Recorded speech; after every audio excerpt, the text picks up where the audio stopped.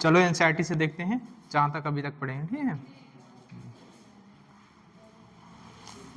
चलो कह रहे हैं biotechnology deals with techniques using, अगर हम बात करें बायोटेक्नोलॉजी के अंतर्गत हम लोग कौन सी टेक्निक्स यूज करते हैं, ऑर्गेनिज्म, या तो हम डायरेक्ट ऑर्गेनिज्म को यूज करते हैं या एंजाइम्स जो डिराइव होते हैं उनसे उनका इस्तेमाल करते हैं, और क्या करेंगे, प्रोड्यूस करेंगे प्रोडक्ट किसके लिए, या ऐसी प्रोसेस तैयार करेंगे जो यूजफुल होता है ह्यूमंस के लिए। हम बायोटेक्नोलॉजी के अंतर्गत हम लोग क्या करते हैं, या तो ऐसी कोई टेक्निक्स बनाते हैं जो यूजफुल हो किसके लिए, ह्यूमंस के लिए, या तो हम डायरेक्ट माइक्रोब्स का ही इस्तेमाल करते हैं या माइक्रोब से मिलने वाले एंजाइम्स का इस्तेमाल करके प्रोडक्ट तैयार करते हैं किसके लिए, ह्यूमंस के लिए, ठीक है।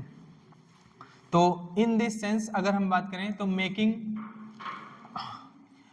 Making curd, bread, wine which are all microbe mediated process होते हैं। तुम लोगों ने पढ़ चुका है माइक्रोब्स इन ह्यूमन वेलफेयर में, ये सभी किसमें इंक्लूड कर सकते हैं हम लोग, बायोटेक्नोलॉजी के अंतर्गत, जैव प्रौद्योगिकी के अंतर्गत, could be also thought of as a form of biotechnology.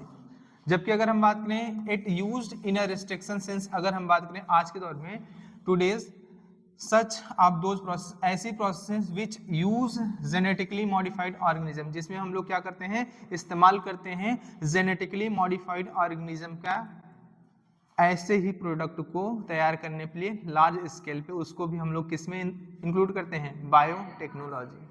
Organism to achieve same, जो हम लोग माइक्रोब्स का इस्तेमाल कर रहे हैं, अब जेनेटिकली माइक्रोब्स का इस्तेमाल करते हैं, सेम प्रोडक्ट को तैयार करते हैं लार्ज स्केल पे, उसको भी हम इंक्लूड करते हैं under biotechnology. Further many other process, बाद में अगर हम बात करें कई ऐसी प्रोसेस थी, तकनीक थी जिनको इंक्लूड किया गया बायोटेक्नोलॉजी के अंतर्गत, जैसे अगर हम बात करें in vitro fertilization leading to test tube baby, पढ़ते हो ना आजकल IVF, ये भी आप एक तरह का क्या हम मान सकते हैं biotechnology. Test tube baby, synthesizing a gene, अब क्या करते हैं हम लोग, सिंथेसाइज करते हैं जीन, जीन का क्या करते हैं, आर्टिफिशियली हम सिंथेसिस करते हैं, जीन का संश्लेषण हो गया और इसका इस्तेमाल भी करते हैं हम ना, ठीक है, और उसको क्या करते हैं हम, यूजिंग इट, इसको यूज भी करते हैं। DNA वैक्सीन का बनना, अभी कोविड में पढ़े हो ना वैक्सीन, तो वैक्सीन, ये वैक्सीन बनता है किसके अंतर्गत, ये सब किसके अंतर्गत आता है, बायोटेक्नोलॉजी के अंतर्गत आया है। और कोई दूषित जीन है, कोई डिफेक्टिव जीन है, समझ में आया कि नहीं, अभी पढ़ोगे एप्लीकेशन वाले पार्ट में, फर्स्ट जेनेटिक जो जीन थेरेपी थी वो परफॉर्म हुई थी ना जो, तो वो भी किसके अंतर्गत आता है, आपका बायोटेक के अंतर्गत आता है। डिफेक्टिव जीन को, दूषित जीन को करेक्ट करने के लिए, ऑल पार्ट ऑफ बायोटेक्नोलॉजी, ये सभी किसमें, ये सभी बायोटेक्नोलॉजी के ही हिस्से हैं, पार्ट्स हैं, ठीक है। बात करें यूरोपियन फेडरेशन ऑफ बायोटेक्नोलॉजी, एक डेफिनेशन दिया है इन्होंने किसके बारे में, बायोटेक्नोलॉजी के बारे में दिया है। इन्होंने बायोटेक के जो ओल्ड डेफिनेशन थी उनको और मॉडर्न डेफिनेशन दोनों को इंक्लूड करके एक नया डेफिनेशन दिया है, जिसका the European federation of biotechnology has given a definition biotechnology के लिए, जिसमें अगर हम बात करें तो ट्रेडिशनल व्यू जो हो, जो हमारी जो पारंपरिक व्यू था बायोटेक्नोलॉजी के लिए और मॉडर्न मॉलिक्यूलर बायोटेक्नोलॉजी दोनों को इंक्लूड किया गया। तो डेफिनेशन दी गई इनके द्वारा, किसके द्वारा, यूरोपियन फेडरेशन ऑफ बायोटेक्नोलॉजी। वो क्या था, the integration of natural science and organism, समझ में आया कि नहीं, जैव विज्ञान का समायोजन किसके साथ, जीवों के साथ, सेल्स के साथ या उनके हिस्सों के साथ, एंड मॉलिक्यूलर अनुरूप जो होते हैं किसके लिए इस्तेमाल हुआ, उत्पाद और सेवाओं के लिए, उत्पाद और सेवाओं के लिए इनका आपस में समायोजन हुआ, इसी को हम लोग क्या बोलते हैं, बायोटेक बोलते हैं। किसके द्वारा जो डिफिनेशन दी गई, यूरोपियन फेडरेशन ऑफ बायोटेक्नोलॉजी, समझे। अब देखो प्रिंसिपल ऑफ बायोटेक्नोलॉजी, बायोटेक्नोलॉजी जैव प्रौद्योगिकी का सिद्धांत, अगर हम बात करें जो मॉडर्न बायोटेक है, जिसका जो बर्थ आज के समय में जो हम बायोटेक में देखते हैं, देखो कई ऐसी टेक्निक्स थे जिनका रोल है कि जो हमारा मॉडर्न बायोटेक जो अभी हम देखते हैं बायोटेक को, लेकिन उनमें से अगर हम बात करें दो ऐसे टेक्निक्स हैं जिनका ज़्यादातर इन्वॉल्वमेंट रहा है, जिसकी बात करेंगे हम लोग जेनेटिक इंजीनियरिंग, और दूसरा है क्या आपका बायो प्रोसेस इंजीनियरिंग या केमिकल इंजीनियरिंग। रिसु मोबाइल रख दो भैया। ठीक है, समझ में आया? तो ऐसी बात है। Techniques to alter, genetic engineering ऐसी टेक्निक्स होती है जिसके द्वारा किसी भी, जैसे जो जेनेटिक मटेरियल की केमिस्ट्री होती है ना, उसको हम लोग क्या कर सकते हैं, अल्टर कर सकते हैं अपने अकॉर्डिंग। जो हमें डिजायरेबल जीन चाहिए उसको हम लोग क्या कर सकते हैं, इंट्रोड्यूस कर सकते हैं। समझ में आएंगे? तो techniques alter chemistry of genetic material, और यह जेनेटिक मटेरियल क्या हो सकता है आपका, आरएनए भी हो सकता है और डीएनए भी हो सकता है। समझ में आएगी नहीं? अभी तुमने आर प्लाज्मिड बनाया, आर प्लाज्मिड से कुछ उसका हिस्सा काट के तुमने डिजायरेबल जीन को इंट्रोड्यूस कराया। तो हमने क्या किया, उस नेटिव प्लाज्मिड की केमिस्ट जो जेनेटिक मटेरियल की केमिस्ट्री थी उसको हमने क्या किया, अल्टर किया ना। तो वो किसके अंतर होता है, जेनेटिक इंजीनियरिंग के अंतर्गत। और क्या करते हैं हम, और इसको इंट्रोड्यूस किया दिस इनटू होस्ट। अभी तुमने क्या किया, इसको इंट्रोड्यूस किया कि नहीं होस्ट में, जिसको हमने वो ट्रांसफॉर्मेशन जो ट्रांसफॉर्म हो गया। तो introduce this into host, host के अंदर हम लोग क्या करते हैं, जो अल्टर्ड जीनोम है उसको इंट्रोड्यूस करेंगे। एंड दस चेंज, जिसके द्वारा चेंज हो जाएगा क्या, फिनोटाइप ऑफ होस्ट ऑर्गेनिज्म। कैसे, तुमने जो क्या था, जो आपने बैक्टीरिया था, नॉर्मल बैक्टीरिया, जो होस्ट बैक्टीरिया था, एंटीबायोटिक रेजिस्टेंस नहीं था। लेकिन जैसे ही तुमने R plasmid recombinant plasmid introduce किया उसके अंदर, तो उसका जेनेटिक कॉम्बिनेशन चेंज हुआ। जब जेनेटिक कॉम्बिनेशन चेंज हुआ तो ये एक अलग तरह का जीन उसमें इंट्रोड्यूस किया तुमने, तो एक अलग तरह का फीचर अपीयर हुआ जिसको हमने क्या कहा, फिनोटाइप कहा। वो अब क्या हुआ, एंटीबायोटिक रेजिस्टेंस हुआ, इसी को कहते हैं कि उसका फिनोटाइप चेंज हो जाना। अब उसका फिनोटाइप चेंज हो गया कि नहीं, अब वो क्या हुआ, रेजिस्टेंस हो गया, किसके लिए, एंटीबायोटिक रेजिस्टेंस। ठीक है, एंटीबायोटिक्स के लिए रेजिस्टेंस हो गया। अब बायो प्रोसेस इंजीनियरिंग, या इसी को केमिकल इंजीनियरिंग कहते हैं, क्या बोलते हैं हम लोग, केमिकल इंजीनियरिंग या बायो प्रोसेस इंजीनियरिंग बोलते हैं। मेंटेनेंस ऑफ स्टेराइल, इसका काम होता है मेंटेन करके रखना स्टेराइल एम्बियंस। स्टेराइल एम्बियंस मतलब microbial contamination free, microbial contamination free, कोई अदर माइक्रोब्स ग्रो न कर पाए, केवल और केवल डिजायरेबल माइक्रोब्स ही, या कोई सेल्स जो डिजायरेबल सेल्स हो वही क्या करें, ग्रो कर सके। ये किसके द्वारा होता है, बायो प्रोसेस इंजीनियरिंग या केमिकल इंजीनियरिंग के द्वारा हम लोग करेंगे। इसके द्वारा हम लोग मेंटेन करते हैं स्टेराइल एम्बियंस इन केमिकल इंजीनियरिंग प्रोसेस जो है टू इनेबल, और इसके द्वारा हमें ग्रोथ ऑफ ओनली, किसका ग्रोथ हो सके, डिजायरेबल माइक्रोब्स का, या कोई सेल्स है जैसे यूकैरियोटिक सेल्स है, इन लार्ज क्वांटिटीज में, ढेर सारी क्वांटिटीज में इनका ग्रो कराते हैं डिजायरेबल आपका जो माइक्रोब्स होता है या यूकैरियोटिक सेल, और इससे हम लोग मैन्युफैक्चर मतलब तैयार करते हैं बायोटेक्नोलॉजिकल प्रोडक्ट। जो भी बायोटेक्नोलॉजिकल प्रोडक्ट हैं अब हम क्या करेंगे, तैयार कर लेते हैं, जैसे एंटीबायोटिक्स, वैक्सीन, एंजाइम्स, ये सभी क्या है, बायोटेक्नोलॉजिकल प्रोडक्ट हैं। इस तरीके से हम इनको तैयार कर सकते हैं। उनमें दो चीज़ों का इन्वॉल्वमेंट मेन है, किसका, एक जेनेटिक इंजीनियरिंग का, एक बायो प्रोसेस इंजीनियरिंग का, जिसमें से हम पढ़ेंगे जेनेटिक इंजीनियरिंग के बारे में डिटेल में। ठीक है, जेनेटिक इंजीनियरिंग क्या है क्या नहीं उसके बारे में। ठीक है, कह रहा है लेट अस नाउ अंडरस्टैंड, आओ समझते हैं कॉन्सेप्चुअल डेवलपमेंट, सैद्धांतिक जो डेवलपमेंट है किसका, प्रिंसिपल ऑफ जेनेटिक इंजीनियर। कह रहा you probably appreciate advantage of sexual reproduction over asexual reproduction. अच्छा बताओ, सेक्सुअल रिप्रोडक्शन का कुछ एडवांटेज है कि नहीं? अगर हम बात करें तो सेक्सुअल, हाँ आप ये अगर आपको पता है तो आप अप्रिशिएट करेंगे किसको, सेक्सुअल रिप्रोडक्शन को, कि इसका क्या एडवांटेज है over asexual reproduction. Sexual reproduction में होता क्या है, सेक्सुअल रिप्रोडक्शन में पहली बात तो वेरिएशन होता है। क्या होता है, वेरिएशन, और ये वेरिएशन जो होता है किसी भी ऑर्गेनिज्म को आने वाले इन्वायरमेंट में उसकी सर्वाइबिलिटी को बढ़ा देता है। क्या होता है, बढ़ा देता है। और तुमको पता है कि इवोल्यूशन में पार्टिसिपेट करता है कौन, इवोल्यूशन में अगर पार्टिसिपेंट है वेरिएशन मस्ट है। क्या है, वेरिएशन, बोलो। अब तक हम अब तक इतना ज्यादा इवॉल्व क्यों हुआ है, क्योंकि सेक्सुअल रिप्रोडक्शन हमें पाया गया, क्या हुआ है, सेक्सुअल रिप्रोडक्शन, जिसके द्वारा नई नई अलग अलग क्या होगा, जेनेटिक वेरिएबिलिटी हमें देखी गई, समय समय पे हमें क्या हुए, अलग अलग तरह की वेरिएबिलिटी, ठीक है। और ये वेरिएशन किसी भी ऑर्गेनिज्म को आने वाले नए इन्वायरमेंट में उसकी सर्वाइबिलिटी को इंश्योर करता है। समझ में आया कि नहीं? तो कह रहा है कि asexual reproduction, the farmer, farmer का मतलब हुआ पहले वाला, जैसे इसमें पहले नाम किसका लिया है, सेक्सुअल रिप्रोडक्शन, तो द फार्मर मतलब सेक्सुअल रिप्रोडक्शन, द फार्मर मतलब sexual reproduction provide opportunity of variation.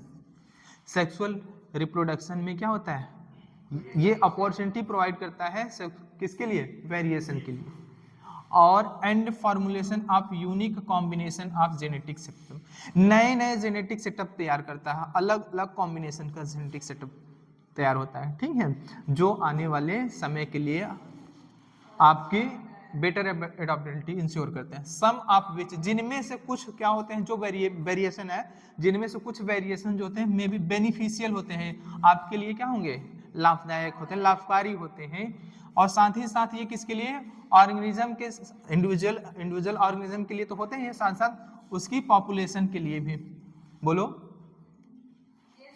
उसकी पॉपुलेशन के लिए भी क्या होते हैं, ये बेनिफिशियल होते हैं। Asexual reproduction preserve the genetic information, मतलब अगर तुम चाहते हो कि ये ए जीन है, क्या है, ए जीन है, और ये ए जीन उसके प्रोजनी में भी जाए तो इसमें कोई वेरिएबिलिटी ना है, तो वो काम कौन करता है, एसेक्सुअल रिप्रोडक्शन, क्योंकि इसमें कोई भी वेरिएबिलिटी नहीं आती, क्रॉसिंग ओवर नहीं होता, समझ में आया कि नहीं? तो ये प्रिजर्व करके रखता है जेनेटिक इंफॉर्मेशन को। अगर तुमने कोई इंफॉर्मेशन यहाँ से एक प्रोजनी से दूसरे प्रोजनी में भेजना है तो उसके लिए बेटर कौन है, asexual mode of reproduction better होता है, क्योंकि सेक्सुअल मोड ऑफ रिप्रोडक्शन में वेरिएबिलिटी आ जाएगी, लेकिन एसेक्सुअल रिप्रोडक्शन में वेरिएबिलिटी नहीं आएगी, इसीलिए असेक्सुअल रिप्रोडक्शन प्रिजर्व करके रखता है किसको, किसी भी जेनेटिक इंफॉर्मेशन को। While sexual reproduction, जबकि सेक्सुअल रिप्रोडक्शन परमिट्स वेरिएशन, ये अलाउ करता है किसको, वेरिएशन को। ट्रेडिशनल हाइब्रिडाइजेशन, अगर हम पहले बात करें, जब ये मॉडर्न बायोटेक नहीं आया था, आपका जो मॉडर्न बायोटेक नहीं आया था, जो ट्रेडिशनल हाइब्रिडाइजेशन था, जिसके अंतर्गत प्रोड्यूस ट्रेडिशनल हाइब्रिडाइजेशन प्रोसीजर जो थी यूज्ड इन प्लांट, जो हम लोग प्लांट और एनिमल को ब्रीड कराने में यूज करते थे, किसमें, एनिमल और प्लांट ब्रीडिंग में, वेरी ऑफ्टन प्राय देखा गया कि लीड टू इंक्लूजन हो जाता था एंड मल्टीप्लिकेशन हो जाता, इनकेस इनमें होता था, एक प्रॉब्लम क्या होती थी, जैसे पहले क्या होता था, ये हमको जेनेटिक इंजीनियरिंग के बारे में, केमिकल इंजीनियरिंग के बारे में इतना पता था नहीं, ये टेक्निक्स डेवलप हुई नहीं थी, तो पहले जब हम ट्रेडिशनल प्रोसीजर जो अपनाते थे एनिमल ब्रीडिंग में या प्लांट ब्रीडिंग में, तो उसमें होता क्या था, अगर मान लो हमको ए कोई इंपॉर्टेंट जीन दिखा इस प्लांट में, अब इस प्लांट में बी दिखा, अब हम चाहते हैं कि ये चीजें एक प्लांट में आ जाएं, ठीक है, मान लो तो ये आती तो थी, लेकिन इनके साथ साथ अनडिजायरेबल जीन्स भी आ जाते थे,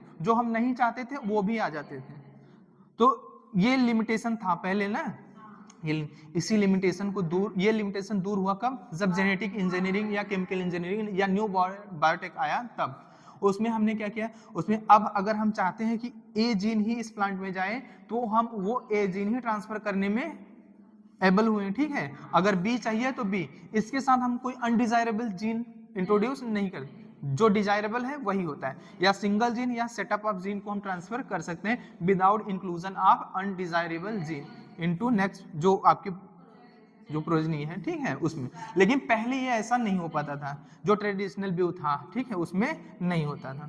तो बात करते हैं undesirable genes along with desirable genes, ये क्या होता है, डिजायरेबल जीन्स के साथ अनडिजायरेबल जीन्स भी इंक्लूजन हो जाता था, और जब इनका इंक्लूजन हुआ तो ये भी मल्टीप्लाई, अगर डिजायरेबल जीन मल्टीप्लाई करेगा तो अनडिजायरेबल जीन भी इनके साथ मल्टीप्लाई होता था, समझ में आया?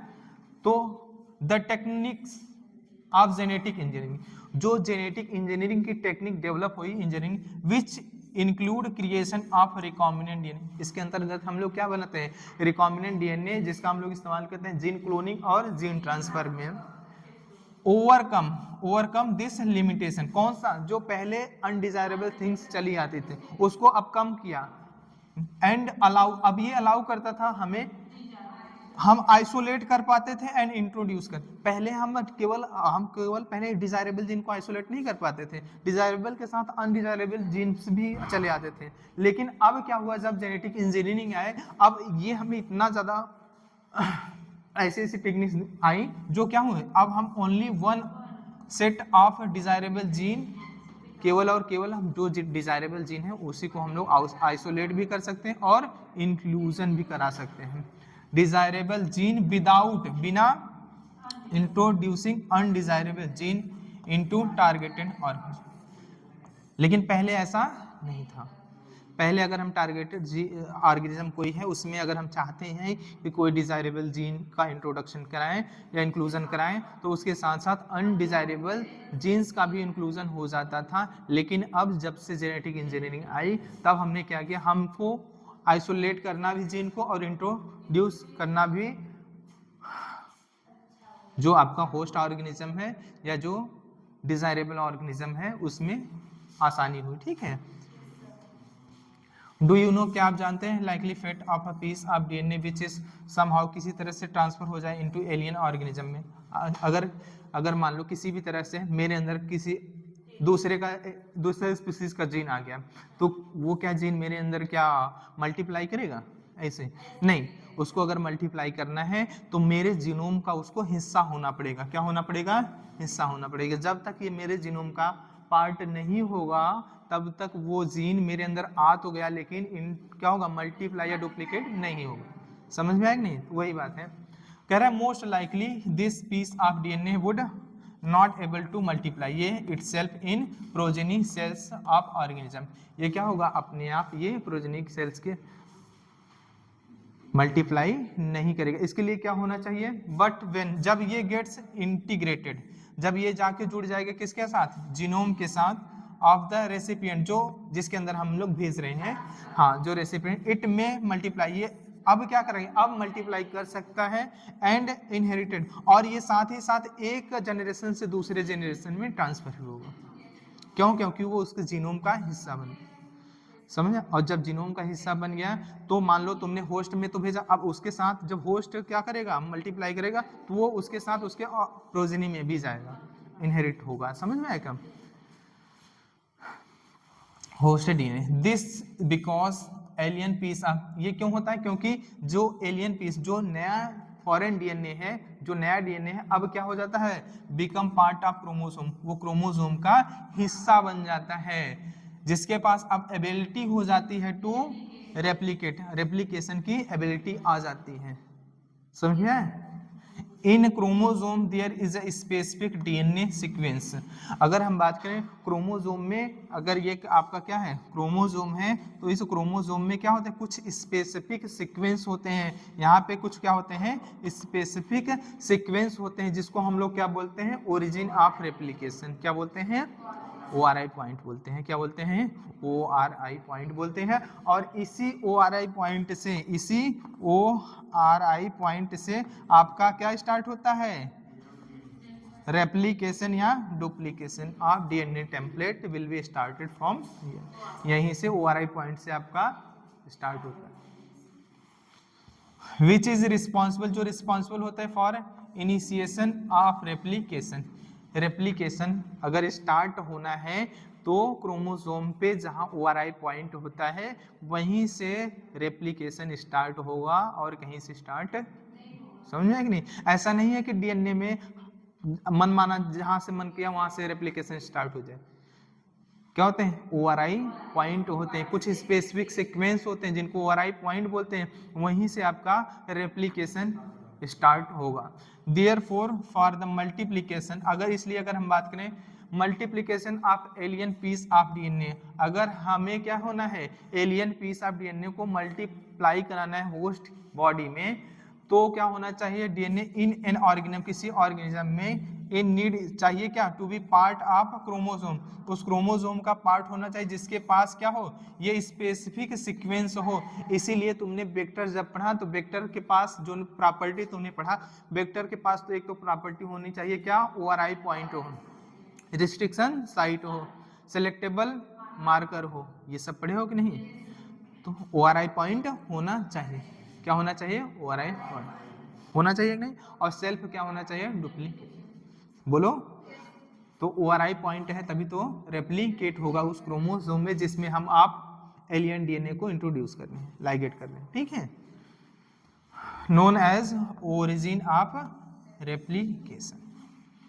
इसलिए an alien DNA is linked, इसीलिए हम लोग जो फॉरेन डीएनए होता है या एलियन डीएनए होता है उसको हम लोग लिंक करते हैं with the origin of replication, origin of replication के साथ क्या करते हैं, लिंक करते हैं, ताकि जैसे ही रेप्लिकेशन स्टार्ट हो इसके साथ ही साथ आपका डिजायरेबल जीन का भी क्या हो जाए, रेप्लिकेशन हो जाए, ठीक, so that this alien piece of DNA can replicate, क्या कर सके, रेप्लिकेट कर सके एंड मल्टीप्लाई कर सके itself in the host organism में, किसमें, होस्ट ऑर्गेनिज्म में। इसीलिए हम इसको कहाँ पे लाइगेट करते हैं, at the place of ORI point, समझा।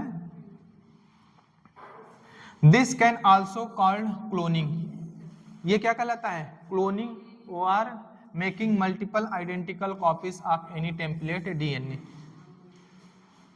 ये क्या कहलाता है। हमने क्या किया, जब डिजायरेबल जीन का मल्टीपल आइडेंटिकल कॉपीज बनाया तो उसको क्या कहा गया, क्लोनिंग, क्लोनिंग कहा गया, क्लोनिंग क्या है ना, समझना, क्लोनिंग कहते हैं। लेट अस नाउ फोकस, अब हम लोग क्या करेंगे, first intense of the construction of an artificial recombinant DNA molecule. अब हमने क्या मिलाया, RDNA मॉलिक्यूल आर्टिफिशियली तैयार किया। The construction of the first recombinant DNA emerge from the possibility of linking of gene, जिसके पास क्या था, antibiotic resistance, encoding antibiotic resistance. ये पॉसिबल कब हुआ, जब हम क्या कर सके, पॉसिबिलिटी लिंक कर सके जीन को जो जिसके पास इनकोडिंग एंटीबायोटिक, वो जीन क्या था, एंटीबायोटिक रेजिस्टेंस था।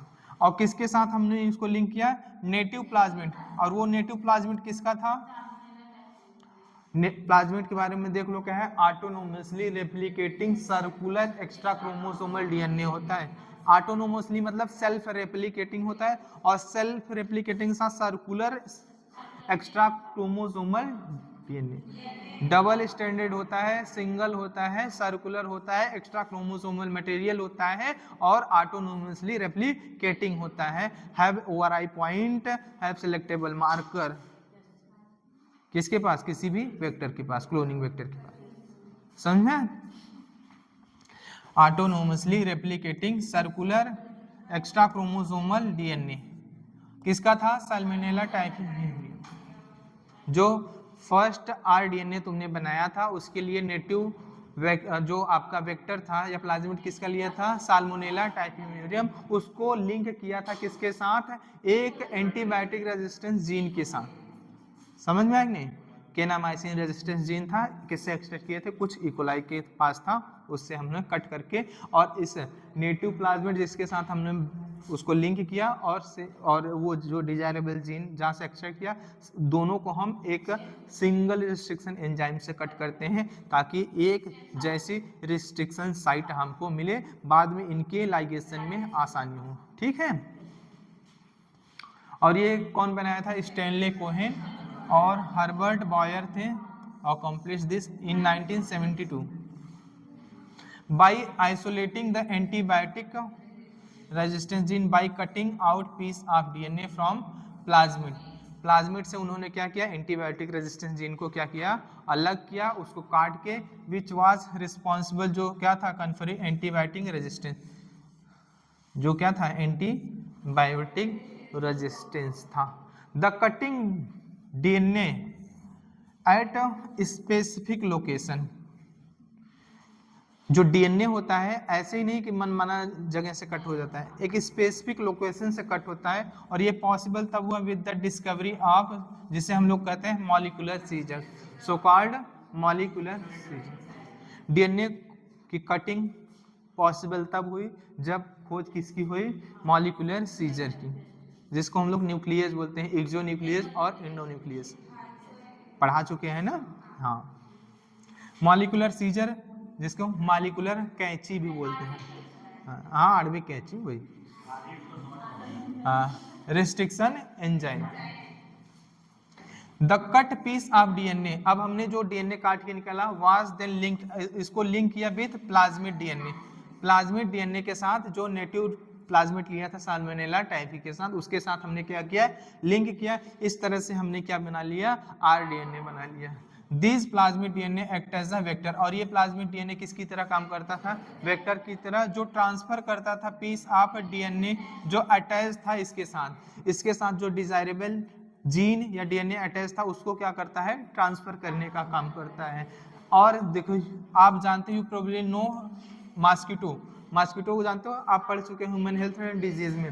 Act as a insect vector की तरह काम करता है, जो ट्रांसफर करता है मलेरियल पैरासाइट को।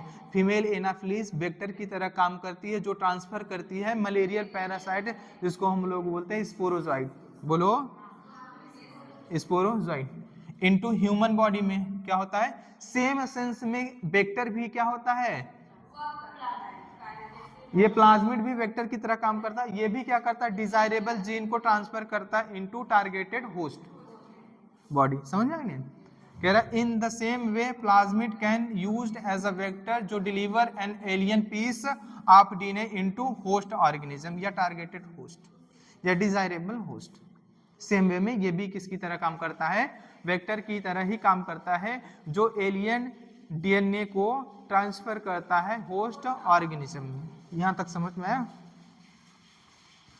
The linking of antibiotic resistance gene with plasmid vector, ये बिकम पॉसिबल, ये पॉसिबल हुआ विद एंजाइम, अरे एंजाइम लाइगेज ही ना, ये पॉसिबल हुआ किसके साथ, एंजाइम लाइगेज। जब हमने लाइगेज ही करते हैं तो ये कटिंग एंटीबायोटिक जो रेजिस्टेंस जीन है उसको और प्लाज्मिड को आपस में लिंक करता है, और ये पॉसिबल हुआ किसके द्वारा, एंजाइम के द्वारा, और वो एंजाइम क्या था, लाइगेज था। डीएनए को ऐड करना है तो डीएनए लाइगेज, आरएनए को करेगा तो आरएनए लाइगेज, बोलो। और इसका नाम हमने क्या दिया, DNA ligase, which act on DNA molecule, और ये डीएनए मॉलिक्यूल पे काम करता है एंड ज्वाइन देयर एंड्स, उनके जो एंड्स होते हैं आपस में उनको जोड़ देता है। समझ में, बोलो। जो स्टिकी एंड भी हो सकती हैं और ब्लेंड एंड भी हो सकती हैं, डिपेंड करता है कि आप किस तरह का रिस्ट्रिक्शन एंजाइम यूज कर रहे हैं, बोलो। हाँ, दिस मेक्स अ न्यू, ये क्या करता है, नया कॉम्बिनेशन बनाता है आप सर्कुलर ऑटोनोमसली रेप्लिकेटेड डीएनए का। अब नया कॉम्बिनेशन बनाएंगे, जो नेटिव प्लाज्मिड था अब उसका कॉम्बिनेशन, एक नया कॉम्बिनेशन आया कि नहीं, क्यों, क्योंकि एक नया जीन इंट्रोड्यूस हुआ। जो पुराना प्लाज्मिड था और जो नया प्लाज्मिड था उसमें अंतर आया कि नहीं आया, क्यों, क्योंकि तुमने क्या किया, अब एक नया जीन इंट्रोड्यूस किया उसके अंदर, ये एक create into in vitro and is known as recombinant DNA, और ये सेल के बाहर होता है, क्या होता है, सेल के बाहर होता है, इसलिए इसको बोलते हैं इन विट्रो। आरडीएनए क्या होता है, इन विट्रो, सेल के बाहर हम लोग ने क्या किया, एक नया आर प्लाज्मिड मतलब प्लाज्मिड बनाया, जिसको हमने बोला recombinant plasmid. When this DNA transfer, जब ये डीएनए ट्रांसफर होता है किसमें, इनटू इश्रीशिया कोलाई, जब ई कोलाई के अंदर हमने क्या किया, इसको ट्रांसफर किया। अब बताओ आर प्लाज्मिड आपका एंटीबायोटिक रेजिस्टेंस है ना, जब हम इसको ट्रांसफर करेंगे इश्रीशिया कोलाई के अंदर, जो कि एक बैक्टीरिया है जो क्लोजली रिलेटेड है किसके साथ, साल्मोनेला के साथ, ये साल्मोनेला से क्लोजली रिलेटेड होता है, इसीलिए हम बोलते हैं डिजायरेबल होस्ट होना चाहिए। क्या होना चाहिए, ऐसा नहीं कि जिसमें चाहो उसमें हमने ट्रांसफर, डिजायरेबल होस्ट होता है उसी में। तो ये किस, साल्मोनेला टू साल्मोनेला टाइफी कौन होता है आपका, Escherichia coli. It could replicate using new host DNA polymerase, और अगर इसको रेप्लिकेट करना है होस्ट ऑर्गेनिज्म में तो इसको क्या चाहिए, पॉलीमरेज एंजाइम, और ये डीएनए से डीएनए बनाना है तो इसको क्या चाहिए, DNA polymerase.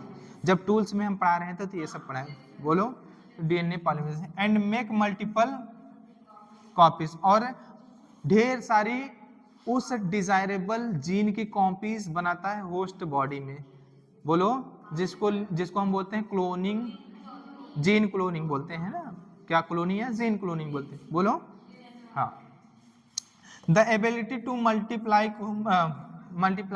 copies of antibiotic resistance gene in E. coli is called cloning of antibiotic resistance gene in E. coli।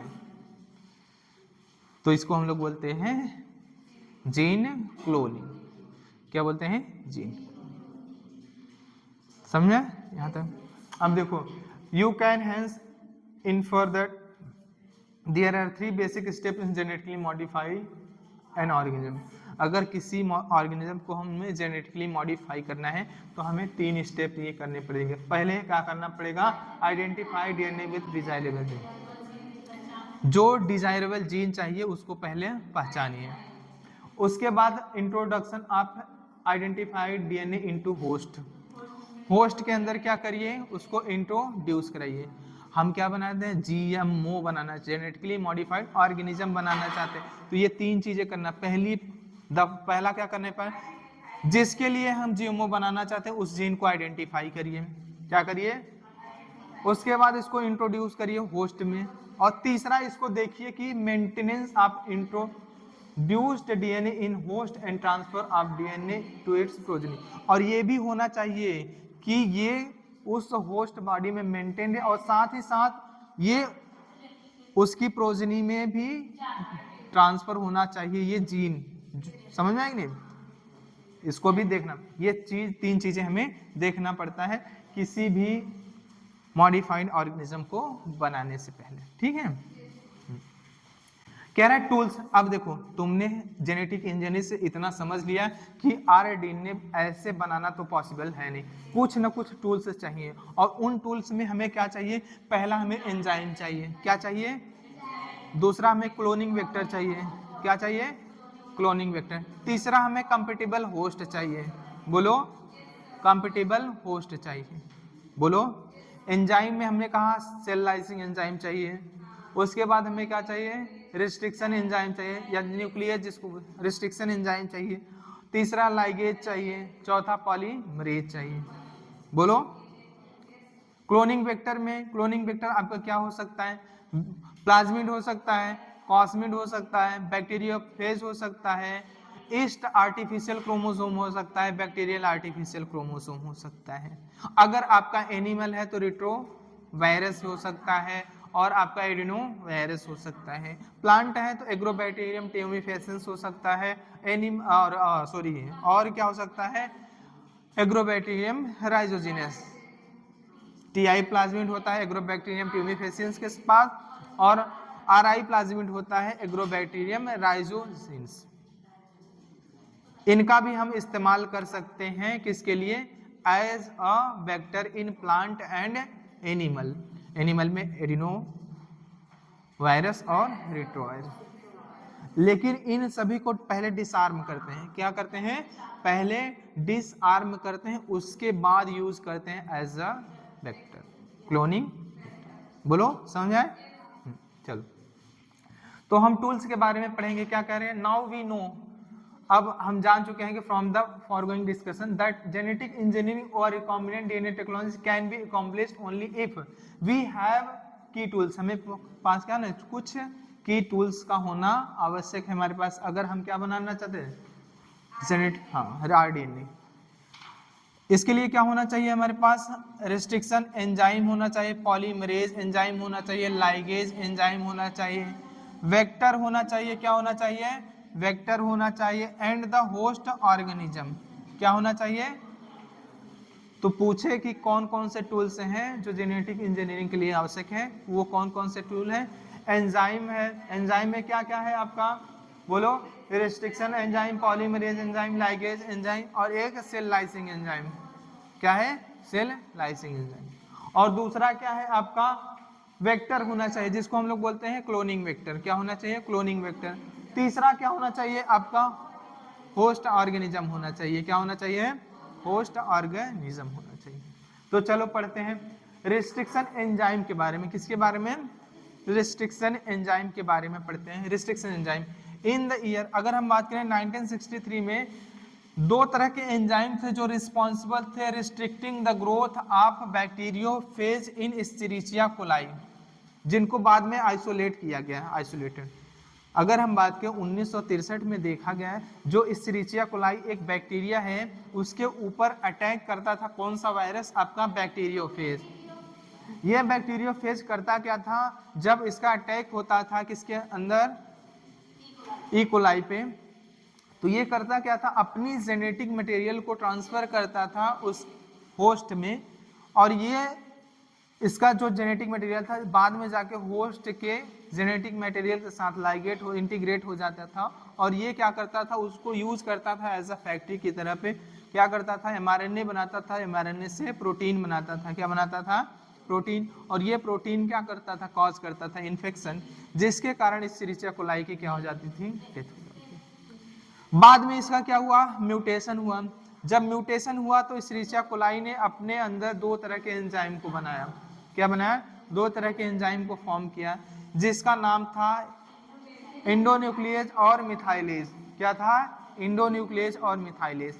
इंडोन्यूक्लियेज करता क्या था? जो इस्चेरिचिया कोलाई का डीएनए था, जीनोम था, उसके चारों तरफ मिथाइलेशन कर देता था। अपने जीनोम के चारों तरफ मिथाइलेशन कर देता था। मान लो मैं हूँ इस्चेरिचिया कोलाई, मेरे अंदर बना दो तरह का एंजाइम, एक बना मिथाइलेज और क्या बना? एक इंडोन्यूक्लियेज।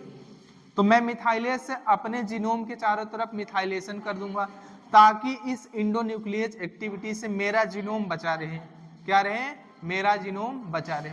और बाकी जब अटैक होता था किसका? बैक्टीरियोफेज का। जब इसका जीनोम आता था इस्चेरिचिया कोलाई के अंदर, तो इंडोन्यूक्लियस क्या करता था? अब इस डीएनए पे काम करता था और इसके छोटे छोटे पीसेस कर देता था, कट कर देता था। समझा कि नहीं?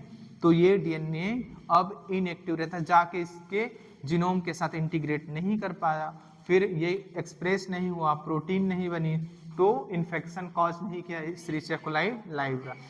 इस तरह से क्या किया? अपने आप को। बाद में इसी एंजाइम को आइसोलेट किया गया, इसका इस्तेमाल किया गया फॉर कटिंग ऑफ डीएनए। बोलो, डीएनए के कटिंग में इस्तेमाल किया गया। समझ में आया नहीं? तो चलो, कह रहा है कि इन 1963 टू एंजाइम्स जो रिस्पॉन्सिबल थे for restricting the growth of bacteriophage in Escherichia coli, जिनको बाद में आइसोलेटेड किया गया था। वन ऑफ दिस, ये क्या करते थे? ऐड करते थे मिथाइल ग्रुप को टू डीएनए। किसके डीएनए पे? जो ई कोलाई का डीएनए था उसके। समझे? अपने मिथाइलेशन कर देते थे। जबकि दूसरा था जो कट द डीएनए, डीएनए को क्या करता था? कट करता था। बाद में अगर हम बात करें, इसको क्या नाम दिया गया? रिस्ट्रिक्शन इंडोन्यूक्लियोज। किसको? जो कट करता था। क्या नाम दिया गया? Restriction endonuclease. The first restriction endonuclease is Hind second. जो पहली रिस्ट्रिक्शन इंडोन्यूक्लियस थी वो क्या थी? हिंद सेकेंड थी। क्या थी? हिंद सेकेंड। जिसकी फंक्शनिंग की अगर हम बात करें, depends on specific DNA nucleotide sequence. जिसका फंक्शनिंग होता है वो डिपेंड करता है एक स्पेसिफिक डीएनए न्यूक्लियोटाइड सीक्वेंस होता है, जिसको आइसोलेट किया गया एंड कैरेक्टराइज, आइसोलेट और कैरेक्टराइज किया गया 5 साल बाद, 5 ईयर लेटर। पहले हिंद सेकेंड की खोज हो गई, उसके बाद अगर हम बात करें, क्या कर रहे हो?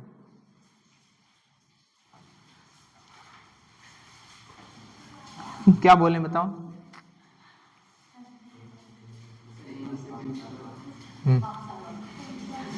क्या बोले? उसके बाद क्या बोले? अब वो लिखा तो है, ये लिखा है तो लिखा तो ही है। मारेंगे, अभी दिमाग खराब कर रहे हो। समझे? जिसकी फंक्शनिंग की अगर हम बात करें, जो डिपेंड, इसकी फंक्शनिंग किस पे डिपेंड था? Depend on specific DNA nucleotide sequence, जिसको हम लोग बोलते हैं पैलिंड्रोमिक सीक्वेंस। क्या बोलते हैं? तो इसका पैलिंड्रोमिक सीक्वेंस कितने साल बाद खोजा गया? 5 साल बाद कैरेक्टराइज किया गया। ठीक है? और ये पैलिंड्रोमिक सीक्वेंस था। It was found that Hind second always cut. ये कट करता था डीएनए को। कब कट करता था? Cut molecular at a particular point से, एक पर्टिकुलर पॉइंट से, और इस पर्टिकुलर पॉइंट से जो कट करता है उसको बोलते हैं हम लोग रिस्ट्रिक्शन साइट बोलते हैं। क्या बोलते हैं? Restriction site.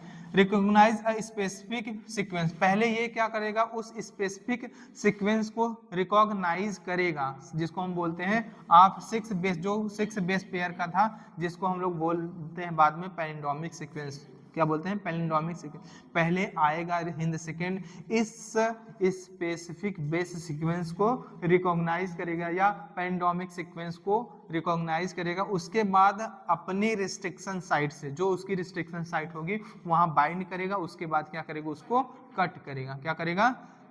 कट करेगा। This is specific base sequence is known as, इस स्पेसिफिक बेस सीक्वेंस को हम लोग क्या बोलते हैं? रिकॉग्निशन सीक्वेंस बोलते हैं। For Hind second, Hind second हो चाहे कोई भी हो, उसके लिए क्या बोलते हैं? उसको क्या कहलाता है? रिस्ट्रिक्शन और recognition sequence. Besides Hind second, Hind seconds के अलावा अगर हम बात करें आज के दौर में, हमारे पास क्या है? मोर देन 900, 900 से ज्यादा, याद रखना 900 से ज्यादा, 900 से, समझ में आ गया नहीं? 900 से ज्यादा एंजाइम्स हैं रिस्ट्रिक्शन दैट हैव बीन, जिनको आइसोलेट किया गया फ्रॉम, ओवर का मतलब होता है 230 से ज्यादा, ओवर मतलब 230 से भी ज्यादा। स्ट्रेन किसकी थी? बैक्टीरिया की, बैक्टीरिया की 200 से 230 से ज्यादा स्ट्रेन से हमने कितना, लगभग 900 से ज्यादा रिस्ट्रिक्शन एंजाइम आइसोलेट किया अब तक, ठीक है? बैक्टीरिया ईच ऑफ विच है, अब ऐसा नहीं है ये 900 से ज्यादा जो रिस्ट्रिक्शन एंजाइम है, पढ़ना, ईच ऑफ विच, इनमें से प्रत्येक, डिफरेंट रिकॉग्निशन सीक्वेंस, तो हर एक रिस्ट्रिक्शन एंजाइम की, प्रत्येक रिस्ट्रिक्शन एंजाइम की रिकॉग्निशन सीक्वेंस अलग होता है। ऐसा नहीं है कि ए रिस्ट्रिक्शन एंजाइम है और बी, तो इन दोनों का रिकॉग्निशन सीक्वेंस सेम होगा, प्रत्येक का रिकॉग्निशन सीक्वेंस क्या होगा? अलग। सुन लो, रिकॉग्निशन सीक्वेंस भी अलग होगा, रिस्ट्रिक्शन साइट भी अलग होगा। तो ये अगर हम बात करें रिस्ट्रिक्शन एंजाइम जो होती है वो स्पेसिफिक होती है in recognition sequence as well as restriction site. अगर लिखना हो तो कहीं पे लिख लेना, समझ में आएगी नहीं? तो ये रिस्ट्रिक्शन एंजाइम स्पेसिफिक होती है in both recognition sequence as well as restriction site. समझ में आएगी नहीं? Restriction enzyme specific in recognition sequence as well as restriction site. पूछता भी है, समझ में आएगी नहीं? बोलो। Restriction enzyme specific in both recognition sequence, both recognition sequence as well as restriction site। इसका मतलब ये होगा जितनी भी रिस्ट्रिक्शन एंजाइम अब तक खोजी जा चुकी हैं, प्रत्येक रिस्ट्रिक्शन एंजाइम का रिकॉग्निशन सीक्वेंस मतलब पैलिंड्रोमिक सीक्वेंस भी अलग होगा और साथ ही साथ रिस्ट्रिक्शन साइट भी क्या होगा? अलग होगा। समझ में आया कि नहीं? बोलो। The convention for naming of this enzyme, अगर हम बात करें ये जो एंजाइम है रिस्ट्रिक्शन एंजाइम, इन कुछ कन्वेंशन है इनकी नेमिंग के। जो फर्स्ट लेटर जो होता है आपका नेम कम्स फ्रॉम जीनस, जो फर्स्ट, जैसे अगर हम बात करें किसकी बात ले लेते हैं हम लोग, जैसे बात ले लेते हैं, जैसे हिंद की ही ले लेते हैं हम लोग, किसकी बात ले लेते हैं? हिंद। जैसे हम लोग हिंद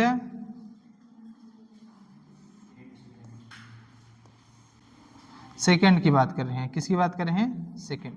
तो हिंद सेकंड की अगर हम बात करें तो जो ये कैपिटल फर्स्ट लेटर है, क्या है? फर्स्ट लेटर, ये जीनस को बताता है, किसको बताता है? जीनस को।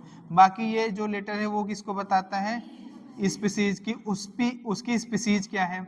और ये जो लास्ट लेटर है वो बताता है कि उसका स्ट्रेन क्या है, क्या है, कौन सा स्ट्रेन है। और जो रोमन अंक है वो बताता है किस ऑर्डर में उसको आइसोलेट किया गया है, उस एंजाइम को कौन से ऑर्डर में आइसोलेट किया गया है। तो यहाँ पे देख लो, कह रहा है कि जो फर्स्ट लेटर होता है वो क्या बताता है? नेम जो जीनस है, सेकंड 2 लेटर होते हैं, सेकंड 2 लेटर, ये जो सेकंड 2 लेटर होते हैं वो किसको बताते हैं? इसका स्पीसीज कौन सा है of prokaryotic cell from which they isolate, जिनको आइसोलेट किया गया है। जैसे एग्जांपल के तौर पे अगर हम बात करें Eco R first come from Escherichia coli RY13, Escherichia coli RY13। Eco R कहाँ से मिला है हमको? एस्चेरिचिया कोलाई की RY13 स्ट्रेन से मिला है। इन इको आर अगर हम बात करें, लेटर जो आर है वो किसको बताता है? नेम ऑफ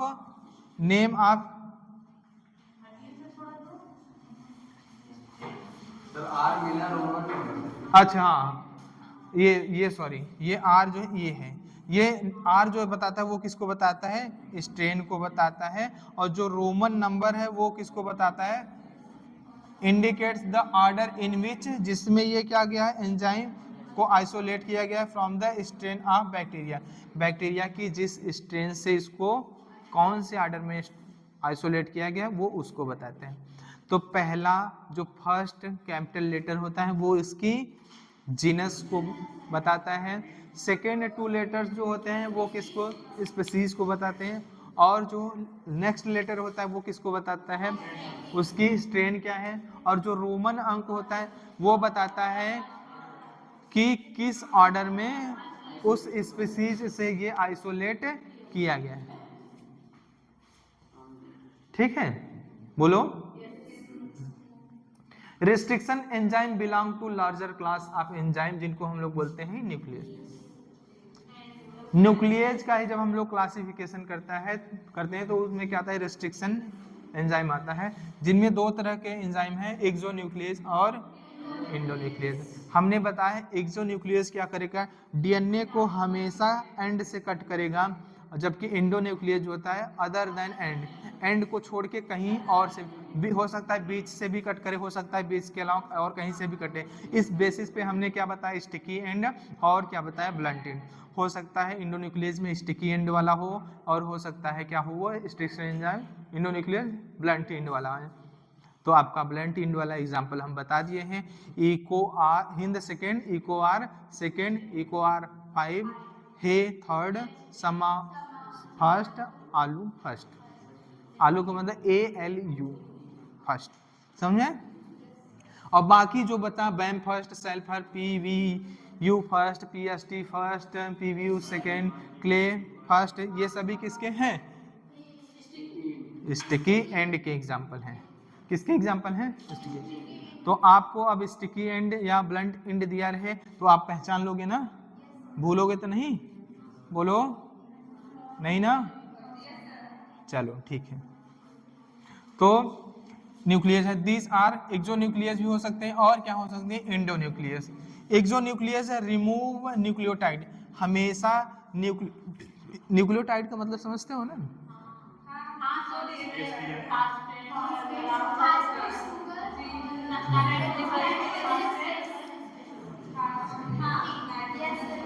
चलो चलो चलो खड़े हो जाओ।